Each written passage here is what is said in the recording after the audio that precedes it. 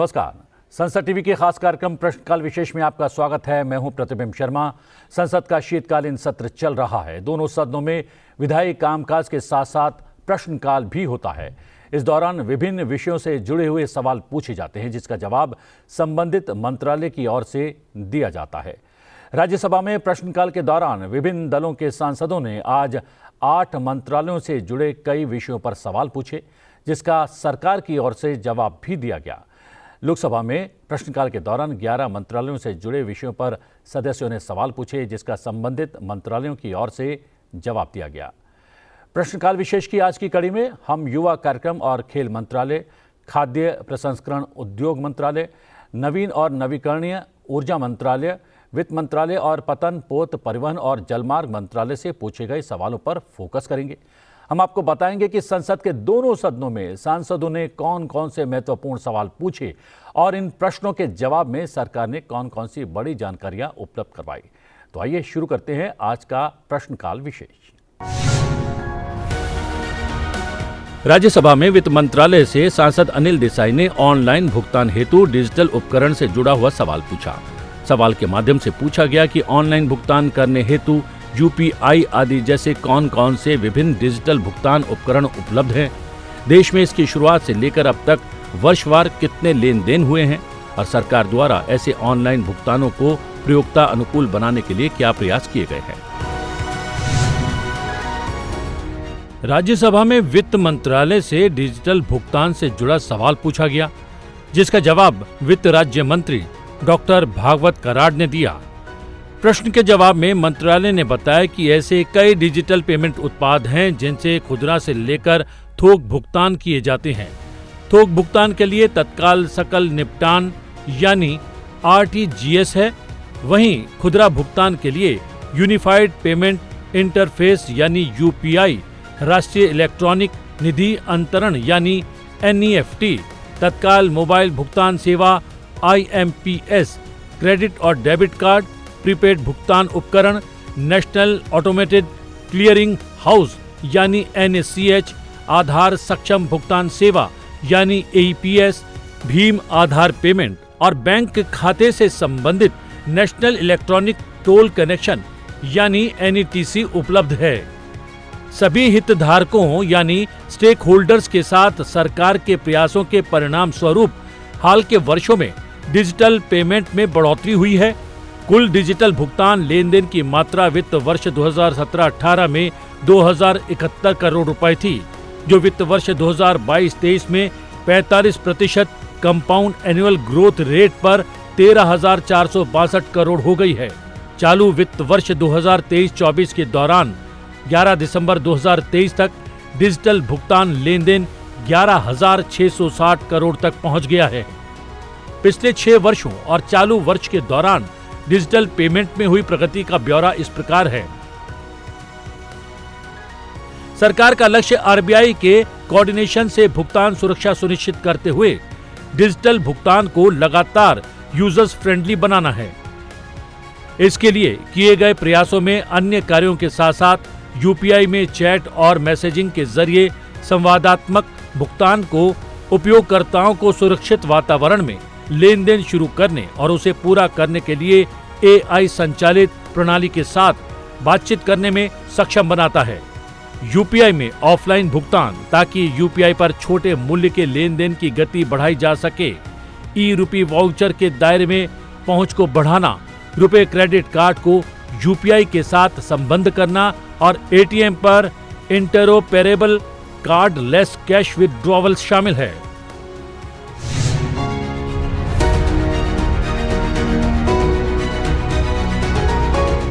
Digital India कार्यक्रम की शुरुआत 1 जुलाई 2015 को हुई थी। इस कार्यक्रम के साथ ही देश में यूपीआई की शुरुआत हुई, जिससे देश में डिजिटल पेमेंट आसान हो गया। इलेक्ट्रॉनिक नो योर कस्टमर यानी ई-केवाईसी, डिजिटल लॉकर और इलेक्ट्रॉनिक साइन जैसी सुविधाएं शुरू की गई। केंद्र सरकार ने रुपे डेबिट कार्ड और कम मूल्य वाले भीम यूपीआई लेन देन को बढ़ावा देने के लिए प्रोत्साहन योजना की शुरुआत की। वित्तीय साक्षरता शिविर आयोजित करके, वित्तीय जागरूकता संदेश भेजकर और मल्टी चैनल सार्वजनिक जागरूकता मीडिया अभियान चलाकर डिजिटल साक्षरता को बढ़ावा दिया गया। इसके अलावा आरबीआई द्वारा वर्ष 2022 के लिए प्रगति को मापने के साथ बेंचमार्किंग अभ्यास किया गया। इसमें पेमेंट को इकोसिस्टम में भारत की प्रगति को मान्य किया गया, जिससे भारत को 40 में से 25 संकेतकों के संबंध में अग्रणी या मजबूत देश के रूप में वर्गीकृत किया गया। डिजिटल पेमेंट के साथ ही साइबर अपराध भी बढ़ा, जिसे रोकने के उद्देश्य से सरकार ने अनेक कदम उठाए। इनमें अलर्ट जारी करना, एलईए या अभियोजकों अथवा न्यायिक अधिकारियों की क्षमता निर्माण एवं प्रशिक्षण और साइबर फॉरेंसिक सुविधाओं आदि में सुधार करना शामिल है। सरकार ने India cyber crime coordination centre 14C की स्थापना की, जिससे साइबर अपराधों पर अंकुश लग सके। केंद्र सरकार ने सभी प्रकार के साइबर अपराधों की रिपोर्ट करने में जनता को सक्षम बनाने के लिए राष्ट्रीय साइबर रिपोर्टिंग पोर्टल भी लॉन्च किया। Indian computer emergency response team यानी CERT इन फिनिशिंग वेबसाइटों को ट्रैक करने, अक्षम करने और धोखाधड़ी गतिविधियों की जांच की सुविधा, अलर्ट और परामर्श जारी करने जैसी गतिविधियों के लिए हमेशा तैयार रहती है।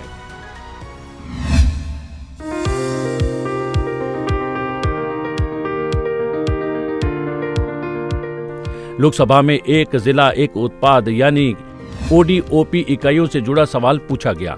सवाल सांसद PP चौधरी, प्रताप चंद्र षडगी, डॉक्टर रमापति राम त्रिपाठी, अनुराग शर्मा, संगमलाल गुप्ता और CR पाटिल ने पूछा।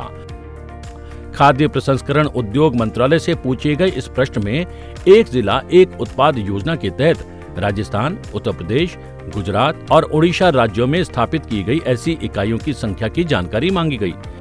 और क्या सरकार उक्त योजना के तहत FPO SHG समितियों को प्रशिक्षण सहायता प्रदान करती है? लोकसभा में खाद्य प्रसंस्करण उद्योग मंत्रालय से एक जिला एक उत्पाद इकाइयों से जुड़े सवाल का जवाब खाद्य प्रसंस्करण उद्योग राज्य मंत्री शोभा करांदलाजे ने दिया। जवाब में बताया गया कि खाद्य प्रसंस्करण उद्योग मंत्रालय आत्मनिर्भर भारत अभियान के तहत देश में सूक्ष्म खाद्य प्रसंस्करण उद्यमों की स्थापना, अपग्रेडेशन के लिए वित्तीय, तकनीकी और कमर्शियल असिस्टेंस प्रदान करने के लिए केंद्र प्रायोजित प्रधानमंत्री सूक्ष्म खाद्य प्रसंस्करण उद्यम उन्नयन योजना लागू कर रहा है। ये योजना 10,000 करोड़ रुपए के आउटलेट के साथ वर्ष 2020-21 से वर्ष 2024-25 तक 5 साल की अवधि के लिए लागू है। योजना में एक जिला एक उत्पाद दृष्टिकोण को अपनाया गया है, ताकि उपकरणों की खरीद, सामान्य सेवाओं की उपलब्धता और उत्पादों की मार्केटिंग के संबंध में लाभ प्राप्त किया जा सके। PMFME योजना के तहत देश में ODOP आधारित 12,024 सूक्ष्म खाद्य प्रसंस्करण इकाइयों को क्रेडिट लिंक सब्सिडी को मंजूरी मिली है। इनमें से 109 इकाइयां राजस्थान में, 756 इकाइयां उत्तर प्रदेश में, 69 इकाइयां गुजरात में और 240 इकाइयां ओडिशा में हैं। साथ ही मंत्री जी ने बताया कि PMFME योजना के तहत ODOP इकाइयों और अन्य समूहों की वृद्धि का आकलन और निगरानी राज्यों, केंद्र शासित प्रदेशों, ऋणदाता बैंकों, संबंधित मंत्रालयों, विभागों एवं अन्य हितधारकों के साथ अनुवर्तीय समीक्षा बैठकों के माध्यम से किया गया। PMFME योजना के तहत लाभार्थियों को हैंड होल्डिंग सहायता भी प्रदान की जाती है। ODOP आधारित सूक्ष्म खाद्य प्रसंस्करण उद्यमों के जरिए FPO, SHG एवं सहकारी समितियों को सहायता प्रदान की जाती है। 30 नवंबर 2023 तक लॉन्च किए 14 ODOP ब्रांड के विवरण की जानकारी भी साझा की। इसके साथ ही PMFME योजना के क्षमता निर्माण घटक के तहत FPO, SHG एवं सहकारी समितियों के सदस्य समेत 54,767 लाभार्थियों को उद्यमिता विकास और खाद्य प्रसंस्करण के संबंध में प्रशिक्षित किया गया। आत्मनिर्भर भारत की संकल्पना को पूरा करने की दिशा में ODOP योजना एक महत्वपूर्ण कदम है। वन डिस्ट्रिक्ट वन प्रोडक्ट के तहत खाद्य प्रसंस्करण उत्पादों के अलावा हैंडीक्राफ्ट समेत अन्य उत्पादों को भी बढ़ावा दिया जा रहा है। ODOP का मुख्य उद्देश्य एक जिले के उत्पाद की पहचान, प्रचार और ब्रांडिंग करना है। इसके साथ ही देश के प्रत्येक जिले को उस उत्पाद के प्रचार के माध्यम से निर्यात हब में बदलना है, जिसमें वो जिला विशेषज्ञता रखता है, जैसे लखनऊ चिकनकारी और जरदोजी के लिए, भागलपुर सिल्क के लिए, नॉर्थ गोवा काजू के लिए प्रसिद्ध है। योजना के तहत मैन्युफैक्चरिंग को बढ़ावा देने के साथ ही स्थानीय व्यवसायों को समर्थन प्रदान किया जाता है। उत्पाद की अच्छी बिक्री के लिए संभावित विदेशी ग्राहकों का पता लगाना एवं उत्पादों को पर्यटन से जोड़ना इस प्रक्रिया का अहम हिस्सा है। एक जिला एक उत्पाद को वाणिज्य विभाग की डिस्ट्रिक्ट एज एक्सपोर्ट हब पहल के साथ विलय कर दिया गया है। इस पहल के तहत राज्यों, केंद्र शासित प्रदेशों सहित सभी हितधारकों के परामर्श से देश के 734 जिलों में निर्यात क्षमता वाले उत्पादों और सेवाओं की पहचान की गई है। हाल ही में खाद्य प्रसंस्करण मंत्रालय द्वारा डिजिटल ओडीओपी मानचित्र लॉन्च किया गया, जिसमें सभी राज्यों के ओडीओपी उत्पादों के बारे में विस्तृत जानकारी उपलब्ध है। डिजिटल मानचित्र में आदिवासी, एससी और आकांक्षी जिलों के लिए उपलब्ध संकेतक के जरिए भी उत्पादों की जानकारी एकत्रित की जा सकती है।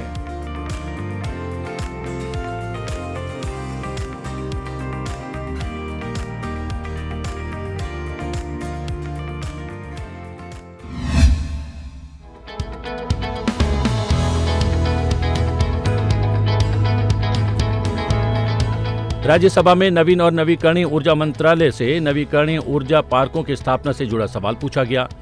सवाल सांसद KRN राजेश कुमार ने पूछा। सवाल के माध्यम से पूछा गया कि क्या सरकार ने आत्मनिर्भरता को बढ़ावा देने के लिए मेक इन इंडिया पहल के एक हिस्से के रूप में देश में नवीकरणीय ऊर्जा पार्क स्थापित करने पर विचार किया है? यदि किया है तो जानकारी साझा करें। साथ ही क्या देश भर में, विशेष रूप से तमिलनाडु राज्य में ऐसे किसी पार्क को स्थापित करने का प्रस्ताव कर रही है या फिर किया है? इसका विवरण क्या है? राज्यसभा में नवीकरणीय ऊर्जा पार्कों की स्थापना से जुड़े सवाल के जवाब का विवरण सभा पटल पर रखा गया। नवीन और नवीकरणीय ऊर्जा एवं विद्युत मंत्री RK सिंह ने बताया कि नवीन और नवीकरणीय ऊर्जा मंत्रालय 40 गीगावाट क्षमता के लक्ष्य के साथ सौर पार्कों और अल्ट्रा मेगा सौर विद्युत परियोजनाओं के विकास के लिए योजना का कार्यान्वयन कर रहा है। इस योजना के तहत 31 अक्टूबर 2023 तक देश के 12 राज्यों में 37,490 मेगावाट की कुल क्षमता वाले 50 सौर पार्क स्वीकृत किए गए हैं, जिसमें आंध्र प्रदेश में 5, छत्तीसगढ़ में 1, गुजरात में 7, झारखंड में 3, कर्नाटक में 2, केरल में 2, मध्य प्रदेश में 8, महाराष्ट्र में 2, मिजोरम में 1, ओडिशा में 3, राजस्थान में 9 और उत्तर प्रदेश में 7 सौर पार्क हैं। और अब तक 19 सौर पार्कों में 10,237 मेगावाट की कुल क्षमता वाली सौर परियोजनाएं शुरू हो चुकी हैं। पिछले कुछ वर्षों में भारत ने नवीकरणीय ऊर्जा क्षेत्र में प्रभावशाली प्रगति की है। खुद को न सिर्फ वैश्विक नवीकरणीय ऊर्जा बाजार में अग्रणी स्थान पर काबिज किया है, बल्कि आकर्षक नीतियों और नई पहलों, तकनीकी प्रगति और महत्वपूर्ण विदेशी निवेश के कारण भारत ने नवीकरणीय ऊर्जा क्षमता में उल्लेखनीय वृद्धि देखी है। वर्ष 2070 तक शुद्ध शून्य उत्सर्जन तक पहुंचने और 2030 तक अपनी बिजली आवश्यकताओं का 50% नवीकरणीय ऊर्जा स्रोतों से पूरा करने के लक्ष्य को ध्यान में रखकर तेजी से काम हो रहा है। देश में अब तक कुल 72.02 गीगावाट सौर ऊर्जा क्षमता की परियोजनाएं स्थापित की गई हैं। 73,000 हेक्टेयर के विशाल क्षेत्र में फैले और 30 गीगावाट की क्षमता के साथ गुजरात का हाइब्रिड रिन्यूएबल एनर्जी पार्क विश्व का सबसे बड़ा रिन्यूएबल एनर्जी पार्क होगा। इसमें 49,600 हेक्टेयर भूमि पर हाइब्रिड पार्क जोन होगा, जिसमें 24,800 मेगावाट क्षमता के पवन और सौर ऊर्जा संयंत्र होंगे। 15 दिसंबर 2020 को इस नवीकरणीय ऊर्जा पार्क का शिलान्यास किया गया था। एनर्जी सेक्टर में आत्मनिर्भर बनने के लिए नवीन और नवीकरणीय ऊर्जा मंत्रालय द्वारा उठाए गए कदमों से भारतीय सौर विनिर्माण क्षेत्र को काफी बढ़ावा मिला है। उत्पादन लिंक्ड प्रोत्साहन यानी PLI योजना भारत के नवीकरणीय परिदृश्य में एक महत्वपूर्ण कदम साबित हुई है, जिसके परिणाम स्वरूप अगले 3 वर्षों के भीतर लगभग 48 गीगावाट घरेलू मॉड्यूल विनिर्माण क्षमता होगी। इसके साथ ही सोलर कंपोनेंट्स, बैटरी ऊर्जा भंडारण प्रणालियों और इलेक्ट्रोलाइजर के घरेलू मैन्युफैक्चरिंग पर विशेष ध्यान दिया गया है। सौर ऊर्जा को बढ़ावा देने के लिए राष्ट्रीय और मिशन अंतर्राष्ट्रीय सौर गठबंधन और पीएम किसान ऊर्जा सुरक्षा एवं उत्थान महाअभियान यानी पीएम कुसुम योजना है। पवन ऊर्जा को राष्ट्रीय पवन सौर हाइब्रिड नीति और राष्ट्रीय अपतटीय पवन ऊर्जा नीति के तहत बढ़ावा दिया गया है। राष्ट्रीय जल विद्युत नीति के अंतर्गत हाइड्रो प्रोजेक्ट्स को आगे बढ़ाया जा रहा है। वहीं राष्ट्रीय हाइड्रोजन ऊर्जा मिशन और राष्ट्रीय हरित हाइड्रोजन मिशन के तहत क्लीन एनर्जी की दिशा में मजबूती के साथ कदम आगे बढ़ाए जा रहे हैं।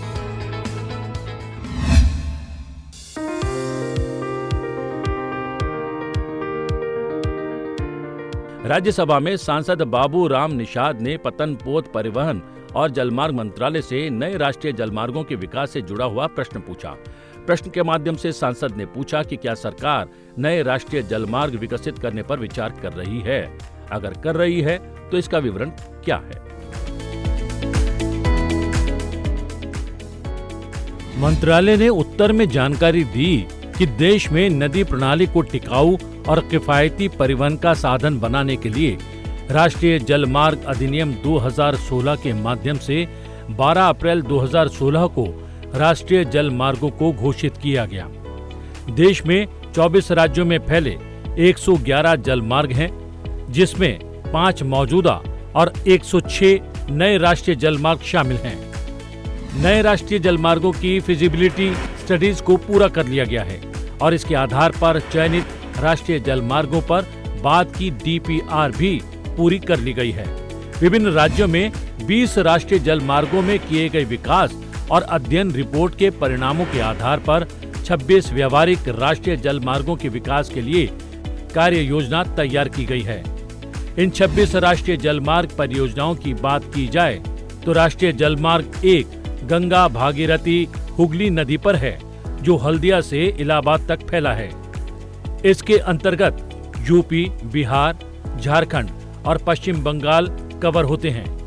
इस परियोजना को विश्व बैंक की जल मार्ग विकास परियोजना के अंतर्गत मिली सहायता से शुरू किया गया है। राष्ट्रीय जलमार्ग 2 और 16 असम में विकसित किए गए हैं। ये जलमार्ग ब्रह्मपुत्र नदी पर धुबरी से सदिया और बराक नदी पर लखीपुर से तुकर ग्राम तक फैला है। इसे स्थायी वित्त समिति की ओर से 2020-21 से 2024-25 तक के लिए दी गई राशि से शुरू किया गया।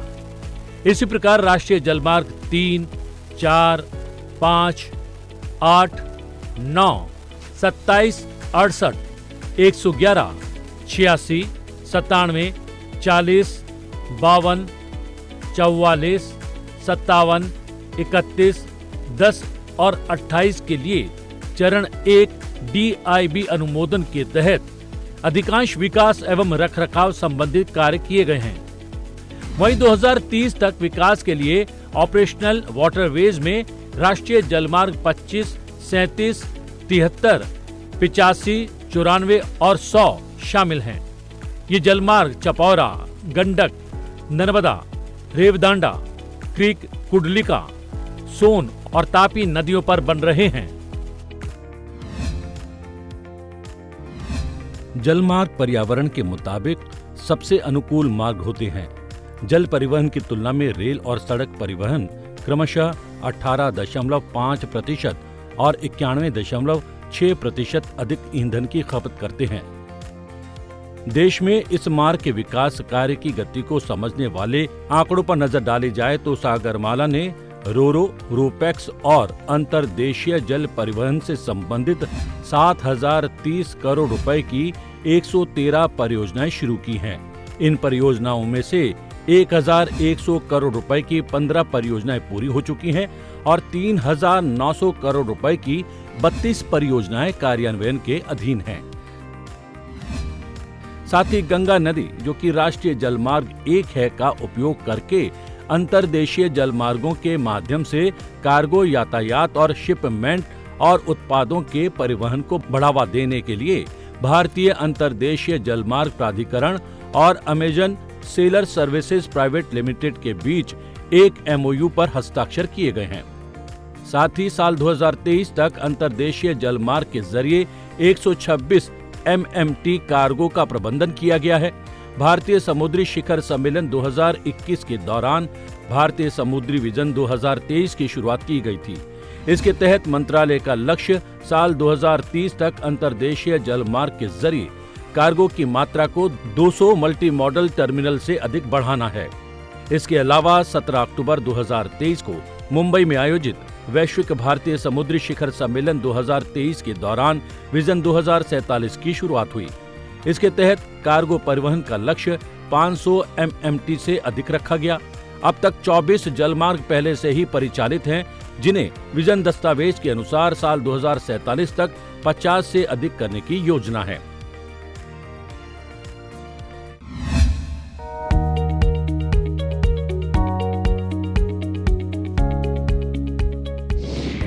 लोकसभा में सांसद कृष्णपाल सिंह यादव और उन्मेष भैया साहेब पाटिल ने खेलों को बढ़ावा दिए जाने से जुड़ा प्रश्न पूछा। युवा कार्यक्रम और खेल मंत्रालय से पूछे गए इस प्रश्न के माध्यम से सांसदों ने जानना चाहा कि क्या ये सच है कि सरकार खेलों को बढ़ावा देने के लिए ऐसी योजनाएं चलाती है जो लिंग निरपेक्ष है और महिलाओं और वंचित खिलाड़ियों सहित सभी वर्गों की आवश्यकताओं को समान रूप से पूरा करती है। यदि ऐसा है तो उसका विवरण क्या है? साथ ही क्या ये सच है कि खेलो इंडिया योजना के अंतर्गत महिलाओं के लिए खेल संबंधी एक समर्पित उपघटक है, और यदि है तो आज की तारीख में भागीदारी का विवरण साझा करें। क्या सरकार ने दिव्यांग खिलाड़ियों में खेलों को बढ़ावा देने के लिए कोई कदम उठाया है? उत्तर में मंत्रालय की ओर से जानकारी दी गई कि खेल राज्य का विषय होने के कारण देश में जेंडर न्यूट्रल स्पोर्ट्स को बढ़ावा देने सहित खेलों के विकास की जिम्मेदारी मुख्य रूप से राज्य और केंद्र शासित प्रदेश सरकार की होती है। केंद्र सरकार केवल उनके प्रयासों में सहायता करती है। हालांकि मंत्रालय की ओर से कई ऐसी स्कीम चलाई जा रही हैं, जैसे कि खेलो इंडिया, खेलों के विकास के लिए राष्ट्रीय कार्यक्रम, राष्ट्रीय खेल परिसंघों को सहायता, अंतर्राष्ट्रीय खेलों प्रतियोगिताओं के विजेताओं और उनके कोचिज को विशेष पुरस्कार, राष्ट्रीय खेल पुरस्कार, मेधावी खिलाड़ियों को पेंशन, पंडित दीनदयाल उपाध्याय राष्ट्रीय खेल कल्याण स्कीम, राष्ट्रीय खेल विकास निधि, भारतीय खेल प्राधिकरण के माध्यम से खेल प्रशिक्षण केंद्रों का संचालन। खेलो इंडिया स्कीम के सब कंपोनेंट महिलाओं के खेल के तहत महिला एथलीट्स की भागीदारी को प्रोत्साहित करने पर विशेष जोर दिया गया है।